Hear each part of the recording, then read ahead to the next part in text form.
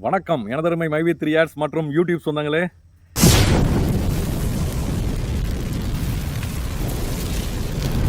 நாம் அனைவரும் ஒன்று கூடி பயணிப்பது நமது globe star BDM Ramesh YouTube channel. எல்லாரும் எப்படி இருக்கீங்க? ஒன்றும் இல்லை, ரொம்ப நாளுக்கு அப்புறம் நம்ம எம்டி சார் பெயிலில் 1 மந்த்துக்கு மேலே ஆகுது அப்படின்னு எல்லாம் பரபரப்பாக சொன்னீங்க. ரைட்டு. அதுக்கப்புறம் பார்த்தீங்கன்னா இப்போது நம்ம எம்டி சாரை பற்றி ஒரு அப்டேட்டு எதுவுமே இல்லை. நான் இப்போ ஒரு சின்ன டவுட் கேட்குறேன். எம்டி சார் ஒவ்வொரு வீடியோவிலையும் அவ்வளோ தெளிவாக அழகான வசனம்லாம் சொல்லிட்டு இருந்தீங்க, நல்லா இருந்தது. அதை நம்பி பல லட்சம் பேர் நம்ம மைவி 3 ஆட்ஸில் உள்ளே வந்திருக்காங்க. அப்போது நீங்கள் நல்லவர் லட்சியம் வெல்வது நிச்சயம், இதேமாரி ஒரு 3 ஸ்லோகம் வேறு வச்சுருக்கீங்க. ஸ்லோகமா? அது மட்டும் இல்லாமல் இப்போ இதில் கூட அட்டாச் பண்ணியிருக்கேன் பாருங்கள். குடும்ப உறவுகளே, இது வார்த்தையில் மட்டும் இருக்கக்கூடாது சார். அது நீங்கள் உண்மையாலுமே குடும்ப உறவுன்னு நினச்சிங்கன்னா எங்களுக்கு உண்டானது என்னன்றதை நீங்கள் பார்க்கணும். அன்பார்ந்த மைவி 3 குடும்ப உறவுகளுக்கு வணக்கம். நண்பர்களே, நான் பலமுறை வீடியோ பேசும்போது குடும்ப உறவுகளே நண்பர்களேன்னு சொல்லும்போது இன்னைக்கு பொதுவெளியில் என்னெல்லாம் கேட்டாங்க அப்படின்னா, ஒரு பிசினஸ் பண்றீங்க, ஒரு ஓனர், இவ்வளோ நாள் உங்களை நீங்கள் சொல்லியிருந்தீங்க ஒரு வீடியோவில் கூட, இவ்வளோ நாள் யாருமே எந்த வகை கேஸும் கொடுக்காம என்னை இவ்வளோ தூரத்துக்கு பாதுகாத்து கொண்டு வந்திருக்கீங்க அப்படின்னு கண்ணியமாக நம்ம டீமில் உள்ளவங்க எல்லாருமே உங்கள் பேரை காப்பாற்றி அழகாக நீங்கள் சொன்ன வார்த்தையை காப்பாற்றி இது எல்லாம் இருக்காங்க. நீங்கள் வெளியில் வந்த ஒரு ஆள் இந்த உண்மையாலுமே குடும்ப உறவுன்னு நினச்சிங்கன்னா எங்களுக்கு ஒரு வீடியோ போட்டு நீங்கள் சொல்லிடலாம்ல. என்ன இது வரைக்கும் எங்களுக்கு என்னன்றதே தெரியல. பணத்தை போட்டுட்டு யோசிச்சு பாருங்கள். உங்களுக்கு பல பிரச்சனை இருக்கும் சார், ஒவ்வொருத்தருக்கும் பல பிரச்சனை இருக்கும். நாங்களாம் சின்ன ஆட்கள், எங்களுக்கு எவ்வளோ பிரச்சனை இருக்கும் யோசிச்சு பாருங்கள். எங்களை பற்றி ஏதாவது நீங்கள் சிந்திச்சிருக்கீங்களா? உங்களை மட்டுமே ஒரு ஆளை உங்களை மட்டும் நினைக்கிறீங்களா ஒழிஞ்சு பல லட்சம் பேர் உங்களை நம்பி நாங்கள் இருக்கோமே, எங்களை பற்றி எதாவது நினச்சிருக்கீங்களா?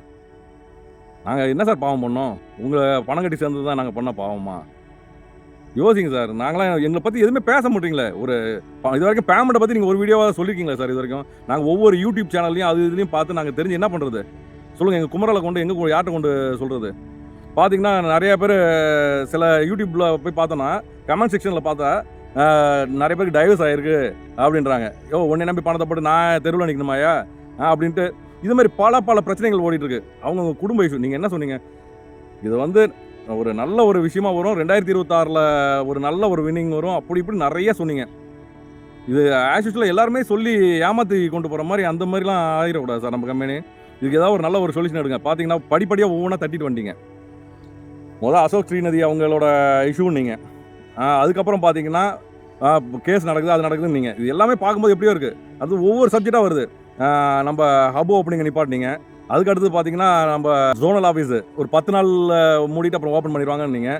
அடுத்தது ஒவ்வொன்றா இப்படி படிப்படியாது ஆப் கொஞ்ச நாள் சஸ்பெண்டுன்னு நீங்கள். பணம் இஷ்யூவை பற்றி கேட்கும்போது இங்கே உள்ளவங்களா நீங்கள் சொல்லலை. இது வரைக்கும் எந்த வார்த்தையும் நீங்கள் பணத்தை பற்றி பேசலையே. நீங்கள் தான் பணத்தை பற்றி பேசலையே. நம்ம பணம் போட்டவங்க சேர்ந்தவங்க இருக்காங்களா, அதாவது சீனியர் மெம்பர்ஸு, அவங்களா ஒவ்வொன்று பிம்பத்தை உருவாக்கி இது ரிசர்வ் பேங்க்கு பிரச்சனை, அப்புறம் இன்னொன்று என்ன சொன்னாங்க, பணம் இதுக்கு ரிசர்வ் பேங்க் பிரச்சனை, அதுக்கப்புறம் கேஒய்சி அப்டேட்டு, அதுக்கு அடுத்தது எலெக்ஷன் அப்டேட்டு, இன்னும் எத்தனை அப்டேட் இருக்குது? அதாவது தீபாவளிக்கு வந்துடும், பொங்கலுக்கு வந்துடும், எத்தனை வருஷம் ஓடிட்டு இருக்குது. நீங்கள் எங்கள் பேமெண்ட் போடுங்க சார். ஏதாவது அதுக்கு உண்டான வழி, அதுக்கு உண்டான ஸ்டெப் எடுங்க.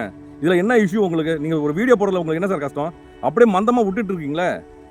என்ன சார் எங்கள் நிலைமை நினச்சி பார்க்குறீங்களா? எப்படி இது நேரடியாக எம்டி சாருக்கு தான் நான் கேட்குறது. நம்ம மைவி 3யோட எம்டி சாருக்கு தான் நான் இப்போ கேட்குறேன்.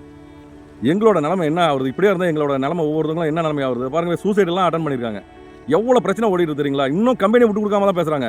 இன்னும் பார்த்தீங்கன்னா ஒரு வாக்குமூலம் அசோக் ஸ்ரீநதி அவங்க செஞ்சதுனால தான்ட்டு நினைக்கிறாங்க. ஆனால் அது காரணம் இல்லைன்றது எல்லாருக்கும் தெரியும். என்ன ரீசன்றதோ இருந்துட்டு போட்டோம் சார். எங்களுக்கு உண்டான பேமெண்ட் என்ன பண்ண போகிறீங்க? அதுக்கு என்ன ஸ்டெப் எடுக்கிறீங்க? அதுக்கு ஒரு சொல்யூஷன் சொல்லுங்கள். பார்த்தீங்கன்னா அன்றைக்கி ஒரு வீடியோ நம்ம சேனலில் வந்திருக்கு. எப்படி வருது? நாங்கள் புதுசாக வெப்சைட் ஓப்பன் பண்ணியிருக்கோம், அதை கொஞ்சம் எல்லாரும் வாங்கன்றீங்க. நீங்கள் உங்களோட இதுதான் நீங்கள் பேசிகிட்டு இருக்கீங்களா ஒழிஞ்சு எங்களோட கருத்து எங்கள் நிலைமையில வந்து ஏதாவது யோசிக்கிறீங்களா? யாராவது பேசுகிறீங்களா? மைவி 3 ஆட்ஸில் பணம் போட்டவங்களை பற்றி யாராவது பேசியிருக்கீங்களா? எங்களோட பணம்லாம் என்ன ஆச்சு? அதை பற்றி ஏதாவது சொல்லுங்கள். ஏதாவது ஒரு ரிப்ளை பண்ணுங்கள் சார். இதுக்கு உண்டான சொல்யூஷன் நீங்கள் தான் எடுக்கணும். உங்களோட வெப்சைட்டோ இல்லைனா உங்களோட யூடியூப் சேனல் இருக்குல்ல, ஃபார்முலா சேனல், அதிலே போடுங்க. போட்டு எங்களுக்கு என்ன ஏதுன்னு சொல்லுங்கள். ஆப்பை முடக்கிட்டீங்க. ஆக முதல்ல இன்றைக்கி பார்த்தீங்கன்னா மைவி 3 ஆட்ஸ்ன்ற எம்பளமே இல்லை, எங்கேயுமே இல்லை. அந்தளவுக்கு ஆயிடுச்சு. உங்களை நம்பி ஸ்டோர் ஓப்பன் பண்ணவங்களாம் என்ன ஆச்சு? ஸ்டோர் என்ன சார் இதில் இருக்குது? எல்லாம் இன்வெஸ்ட்மெண்ட் சார். அதெல்லாம் யோசிச்சு பாருங்கள். நீங்கள் ஒரு ஆள் பிரச்சனையை யோசிச்சுட்டு இருக்கீங்க. நாங்கள் பல லட்சம் பேர் பிரச்சனையை நாங்கள் பேசிகிட்டு இருக்கோம். இது வரைக்கும் யாராவது வாய் திறந்துருக்காங்களா? மக்களோட குமரல் சார் இது. ஒவ்வொருத்தங்க பாவமும் சரியான பாவம் சார். இதெல்லாம் நம்ம சொத்து சேர்க்கறது ஒரு பக்கம் இருந்தாலும் பாவத்தை சேர்த்துக்கூடாது சார். இதுக்கு என்னன்ற ஒரு சொல்யூஷன் சொல்லுங்கள். நல்ல ஒரு தீர்ப்பாக வரட்டும்.